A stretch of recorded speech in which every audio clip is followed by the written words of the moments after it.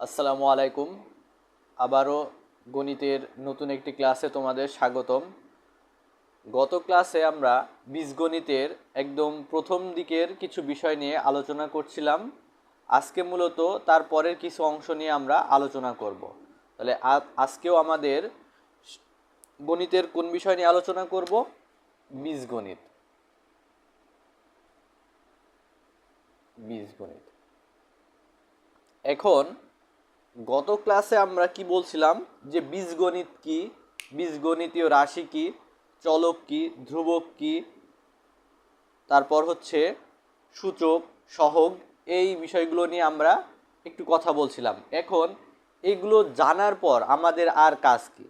আমরা তো এগুলো জেনেছি, এগুলোর তো নিশ্চয়ই কোনো না কোনোভাবে প্রয়োগ আছে। সেই প্রয়োগটা কি আজকের ক্লাসে আমরা সেই বিষয় সম্পর্কে একটু জানার চেষ্টা করব।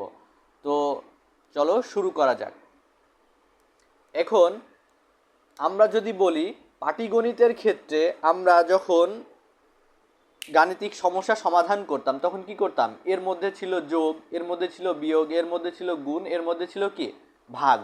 অনুরূপভাবে বীজগণিতের ক্ষেত্রেও আমাদের এই যোগ বিয়োগ গুণ ভাগগুলো করতে হবে। তাহলে আমরা যে জিনিসগুলো জেনেছি চলক, ধ্রুবক, এই সব জিনিসগুলো দিয়ে বা সহগ দিয়ে বা যেটা বলি পাওয়ার বা সূচক, এগুলো দিয়ে কি করতে হবে? আমাদের এই যোগ বিয়োগ গুণ ভাগের কাজগুলো বীজগণিতেও করতে হবে। কিন্তু পাটিগণিতে যেমন আমরা এই প্রক্রিয়া চিহ্নগুলো ছিল চারটা প্রক্রিয়া চিহ্ন, কি ছিল? প্লাস, না যোগ, তারপর হচ্ছে কি বিয়োগ, তারপর ছিল কি গুণ, তারপর ছিল ভাগ। আমরা এগুলো বলতাম মূলত পাটিগণিতের সময়। কোন সময়? যখন আমরা পাটিগণিত করতাম। এখন যেহেতু আমরা কি শিখতেছি বলতো? বীজগণিত। কি শিখতেছি? বীজগণিত। এখন এই বীজগণিতের ক্ষেত্রেও এই যোগ বিয়োগ গুণ ভাগের যে নিয়মগুলো, মানে যোগ করলে এক জায়গায় করতে হয়, বিয়োগ করলে আলাদা করতে হয়, এই বিষয়গুলো একই রকম থাকবে, কিন্তু এর নামের একটু পরিবর্তন হবে। তাহলে বীজগণিতের সময় আমরা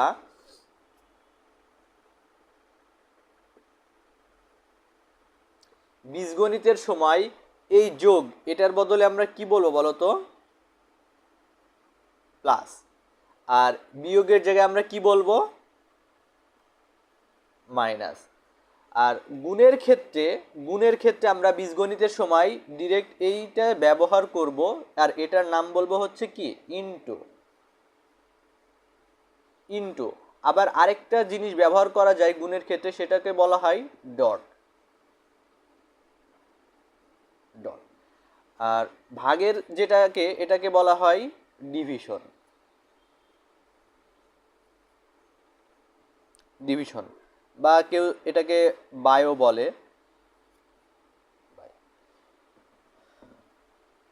এখন এই বিষয়গুলো হচ্ছে প্রক্রিয়া চিহ্নগুলোর একটু পার্থক্য, মানে বলার হচ্ছে কি একটু পার্থক্য। আমরা পাটিগণিতের সময় একটা সংখ্যার সাথে আরেকটা সংখ্যা বলি যোগ করলাম, কিন্তু বীজগণিতের ক্ষেত্রে আমাদের একটা রাশির সাথে আরেকটা রাশি যখন থাকবে আর সেটার যখন এই প্রক্রিয়া চিহ্নটা থাকবে তখন সেক্ষেত্রে আমরা কি বলবো বলতো? প্লাস।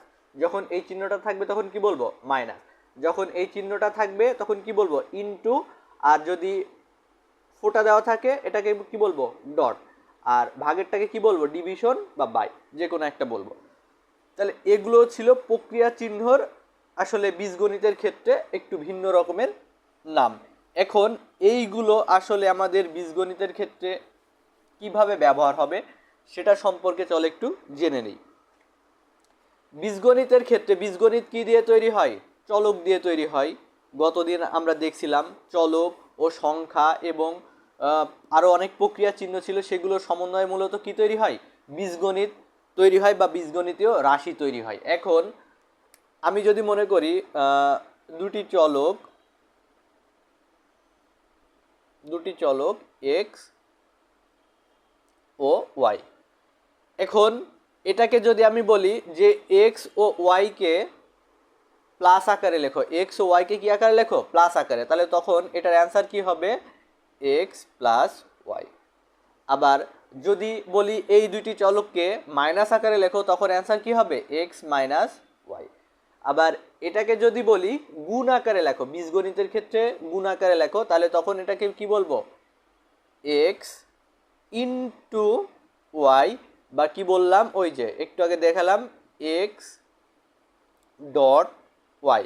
আবার গুণের ক্ষেত্রে বীজগণিতের সময় আমরা এভাবে লিখতে পারি, এক্স ওয়াই, মানে যদি দুইটা চলক থাকে বা দুইটা রাশি থাকে আর তাদের মধ্যে যদি কোনো চিহ্ন না থাকে, আমরা বীজগণিতের সময় এটা ধরে নিই এটা কি অবস্থা আছে, গুণ অবস্থায়। তার মানে গুণটা, তাহলে এটা গেল যোগ, এটা গেল বিয়োগ, আর এটা গেল কি গুণ। তাহলে যোগ বিয়োগ গুণ। এখন গুণটা আবার তিনটা ভাবে লেখা যায়, একটা হচ্ছে কি X into Y, X dot Y, আর একটা হচ্ছে কি এক্স ওয়াই। এখন ভাগেরটা কিভাবে লিখবো, তাহলে এক্স ওয়াই দুইটা চলক হয়, তাহলে ভাগ আকারে এইভাবে লেখা যায়, এক্স ডিভিশন ওয়াই, আবার কি বললাম ওই যে এক্স বাই ওয়াই, এ আকারেও কি লেখা যায়।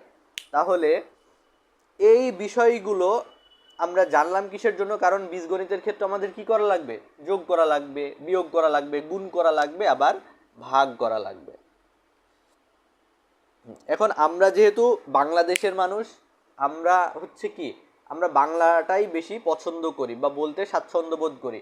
এমন না যে যোগ বিয়োগ গুণ ভাগ এগুলো বললে ভুল হবে, কিন্তু বীজগণিতের সময় আমরা চেষ্টা করব এটাকে এক্স প্লাস ওয়াই পড়া, এটাকে এক্স মাইনাস ওয়াই বলা, এটাকে এক্স ইন্টু ওয়াই বা এক্স ডট ওয়াই বা এক্স ওয়াই, আবার ভাগটাকে এক্স ডিভিশন ওয়াই বা এক্স বাই ওয়াই, এইভাবে পড়ার আমরা চেষ্টা করব বীজগণিতের ক্ষেত্রে। তাহলে আমরা পাটিগণিত এবং বীজগণিতকে কী করতে পারবো, একটু আলাদা করতে পারবো। তাহলে এটা গেল আমাদের প্রক্রিয়া চিহ্নগুলোর আসলে ব্যবহারটা কিভাবে হয়। এখন আমরা যদি বলি যে বীজগাণিতীয় রাশির একদম প্রথম কাজ হচ্ছে কি, একটা বীজগাণিতীয় রাশির সাথে আরেকটা বীজগাণিতীয় রাশির কি যোগ করা, কি করা, যোগ করা। তাহলে আজকের ক্লাসে যদি আমরা এই বীজগাণিতীয় রাশির যোগটা শিখি, দেখো তাহলে আমি একটা বীজগাণিতীয় রাশি মনে করে লিখলাম, একটা হচ্ছে 2a প্লাস 3b, আর আরেকটা লিখলাম a মাইনাস 2b। তাহলে আমি দেখো দুইটা বীজগাণিতীয় রাশি লিখেছি, একটা হচ্ছে 2a প্লাস 3b, আর একটা লিখেছি কি a মাইনাস 2b। এখন এটাকে কি করব, আমরা যোগ করব, কি করব, যোগ। তাহলে বীজগাণিতীয় যোগ, আমরা যে যোগ আগে করতাম মনে করো, আমরা যদি বলতাম যে 2 যোগ 3, এটা করলে কি হবে 5, বা এটা কিভাবে লেখা যায় না, 2 3 এটাকে যোগ করে এভাবে 5 লেখা যায়। তো অনুরূপভাবে এটাকেও তোমরা পাশাপাশি যোগ করতে পারো, আবার কি উপর নিচেও কি করতে পারো, যোগ করতে পারো। তাহলে আমরা যদি উপর নিচে যোগ করি তাহলে আমাদের জন্য একটু সুবিধা হয়। সুবিধা বলতে আমরা এই সাজিয়ে লেখাটা আমাদের ক্ষেত্রে সুবিধা হয়, কারণ এটা একটা পদ, এটা একটা পদ, এটা একটা পদ, এটা একটা, আমরা প্রত্যেক পদ মানে যেটার সাথে যে পদের সদৃশ মানে মিল আছে সেই পদটা সেই অনুযায়ী লিখব এবং তাদের চিহ্নটা কি করবে, বহন করবে। এখন কোনটা কার চিহ্ন এটা আমরা বুঝবো কিভাবে, দেখো আমরা যখন কোনো পদ দেখব সেই পদের বাম পাশে যে চিহ্নটা থাকবে সেটা হবে ওই পদের কি চিহ্ন। তাহলে যদি আমি তোমাকে জিজ্ঞেস করি যে 2a মানে 2b এটার চিহ্ন কি বলো তো, তখন তুমি কি বলবা, মাইনাস। যদি আমি জিজ্ঞেস করি a এটার চিহ্ন কি, এর বাম পাশে কি কোনো চিহ্ন আছে, যখন কোনো সংখ্যা বলো, কোনো রাশি বলো, বা কোনো এ চলক বলো, এগুলোর আগে যদি কোনো চিহ্ন না থাকে তাহলে আমরা ধরে নিই সেটা কি অবস্থা আছে, প্লাস অবস্থায় বা যোগ অবস্থায়। তাহলে প্লাসের চিহ্ন তো সবসময় এই বাম পাশে, এটা দেওয়া লাগে না একদম শুরুর দিকে। তাহলে যদি আমি জিজ্ঞেস করি এখন 3b এটার চিহ্ন কি, তখন কি বলবা, প্লাস। যদি আমি বলি যে 2a এটার চিহ্ন কি, প্লাস। তাহলে চিহ্ন কিভাবে চিনবো, চিহ্ন দেখব আমরা যেই পদটাকে নিব সেই পদের বাম পাশে যে চিহ্নটা থাকবে সেই চিহ্নটাই হবে মূলত ওই পদের কি চিহ্ন। তাহলে আমরা এটাকে যদি যোগ করি, তাহলে আমরা এটা প্রথমে লিখলাম 2a + 3b। এখন এটার মতো করে এখানে সদৃশ খুঁজতে হবে। সদৃশ মানে এখানে এ আছে, এখানেও কোন জায়গায় এ আছে সেটা দেখতে হবে। তাহলে প্রথম অংশে দেখো এ আছে, আর এ কি অবস্থা আছে? প্লাস অবস্থায়। তাহলে আমরা এই এর নিচেই কি লিখবো? এই এ কে লিখবো। তাহলে এটা প্লাস অবস্থায় ছিল, প্লাস তো আমার এই পাশে দেওয়ার দরকার পড়ছে না। এখন এখানে 3b আছে, তার মানে বি আছে, এখানে কোনো জায়গায় বি আছে কিনা সেটা দেখে আমি সেই চিহ্ন সহ এখানে লিখব। তাহলে এটার চিহ্ন কি আছে? মাইনাস। এটা কি? তাহলে এটা আমরা কি করব বলো তো? এটা বলেছি আমরা যোগ করব, বীজগণিতীয় রাশির কি করব? যোগ করব। তাহলে আমরা যদি দেখি এখানে 2b আর এখানে 3b আর এখানে কি 2b। এখন যোগের ক্ষেত্রে কি হয় এখানে? তাহলে 3b অর্থ কি দেখো। তার আগে আরেকটু কথা বলি, এই যে গতদিন তোমাদের বলছিলাম যে সহগ, দেখো এই যে 2b এই বিটা হচ্ছে কি একটা চলক, আর এটার সাথে 2 আছে, এটা হচ্ছে বি এর কি সহগ। মানে চলকের সাথে যে সকল সংখ্যা গুণ অবস্থায় থাকে তাকে মূলত কি বলা হয়? সহগ। এটা আমরা গত ক্লাসেও বলছিলাম। তাহলে বি আছে কয়টা? তাহলে দুইটা। কয়টা বি আছে? দুইটা। আর এখানে কয়টা বি আছে? তিনটা। তাহলে তিনটা বি থেকে যদি দুইটাকে বাদ দিতে হয়, যেহেতু এটা মাইনাস চিহ্ন আর এটা কি প্লাস চিহ্ন, তাহলে তিনটা থেকে দুইটা, একদম স্বাভাবিকভাবে চিন্তা করি, পাটিগণিতে যেমন বিয়োগ করতাম। তাহলে তিনটা থেকে দুইটা বাদ দিলে কয়টা থাকবে? একটা। এখন এইখানে চিহ্নটা আসলে কি বসবে? প্লাস বসবে না মাইনাস বসবে? এটা আমরা ঠিক করব কিভাবে? দেখো, আমরা দেখব যে বড় কোন সংখ্যাটা বা বড় কোন রাশিটা সেটার চিহ্নটা এখানে বসবে। তাহলে এখন 3b এটা বড় না 2b এটা বড়? 3b অবশ্যই বড়, আর বড়টার চিহ্ন কি দেওয়া আছে বলো তো? প্লাস। এই জন্য এখানে কি বসবে? প্লাস। এখন এখানে দেখো, এখানে 2a আর এখানে শুধু এ, তাহলে এখানে দুইটা এ আছে আর এখানে কি আছে? একটা এ আছে। তাহলে দুইটা এ আর একটা এ, তাহলে এটাকে আমরা কি বলেছি? যোগ করব বলেছি। কি বলেছি? যোগ করব। তাহলে যোগ করলে তখন কি হবে? তাহলে 2 এর সাথে 1 যোগ করলে কত হয়? 3। এখন এটার আগে কি বসবে? দেখো, এটার আগেও প্লাস চিহ্ন আছে, এটার আগেও কি চিহ্ন আছে? প্লাস। প্লাস, তাহলে তো একই রকম হচ্ছে, আর এই পাশে তো প্লাস দেওয়ার দরকার নেই। তাহলে এটাই হলো কি দুইটা বীজগণিতীয় রাশির কি করলাম? আমরা যোগ করলাম। কি করলাম? যোগ করলাম। এমন অনেক উদাহরণ তোমরা তোমাদের ক্লাস 6, 7, 8, 9, 10 মানে অনেক বইয়েই বিভিন্ন রকম অ্যাঙ্গেলে এই বীজগণিতীয় এই যোগ বিয়োগগুলো থাকবে। তাহলে আজকে আমরা মূলত যোগের ছোট্ট একটা উদাহরণ দিয়ে দেখালাম। এখন যদি আমরা আরেকটা উদাহরণ দিয়ে দেখার চেষ্টা করি, যেমন মনে করো 5x + 3y আর আরেকটা হচ্ছে 2x + 2y। তাহলে দুইটা বীজগণিতীয় রাশি আমরা লিখে নিয়েছি। এখন এই রাশি দুইটার কি করতে হবে? যোগ করতে হবে। কি করতে হবে? যোগ করতে হবে। তাহলে আমরা উপর নিচে, তাহলে প্রথমটা আগে আমরা লিখে নিলাম 5x + 3y। এখন আগেরটা কি বললাম? সদৃশ অনুযায়ী তাদের চিহ্ন সহ কি আমরা বসাবো। তাহলে x এর নিচে x বসাবো, তাহলে 2x, তাহলে 5x এর নিচে বসছে। এখন এর বাম পাশে কি কোনো চিহ্ন আছে? যেহেতু নাই, এটাকে কি চিহ্ন আমরা মনে করব? প্লাস। কি আছে? প্লাস।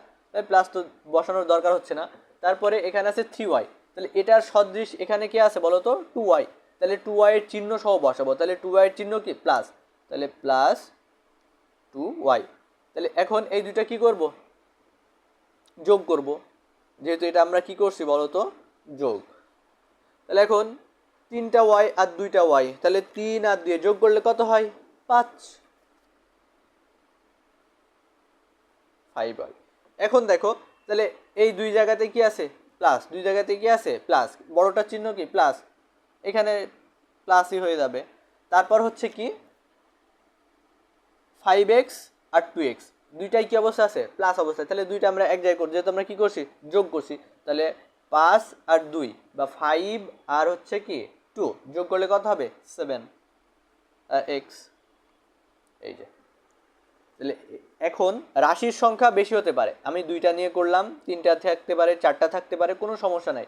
নিয়মটা একই রকম, আমরা যেই রাশিগুলো যোগ করব সেগুলো প্রথমে একটা লিখে নিব, সেই অনুযায়ী আমরা হচ্ছে সদৃশ এবং আমরা হচ্ছে ওই পদের চিহ্ন সহ ওর নিচে নিচে কি করব বসাতে থাকবো, বসায় লাস্টে আমরা 3টা যদি রাশি হয় 3টা লিখে তারপর আমরা যোগের এই নিয়মটা ফলো করব। তাহলে এভাবে আমরা কি করতে পারি, বীজগণিতীয় রাশির কি করতে পারি, যোগ করতে পারি। যদি যোগের ক্ষেত্রে কারো সমস্যা হয়ে থাকে অবশ্যই কমেন্ট করে জানাবে, আগামী ক্লাসে এই বিষয়ে আরও বিস্তারিতভাবে কথা বলার চেষ্টা করব এবং সেই সাথে আগামী ক্লাসে আমরা বিয়োগ, গুণ, ভাগ এই সম্পর্কেও কি একটু ধারণা নেওয়ার চেষ্টা করব। তো আজকে এই পর্যন্তই, সবাই ভালো থাকো, সুস্থ থাকো এবং সুজন ভার্সের সঙ্গেই থাকো।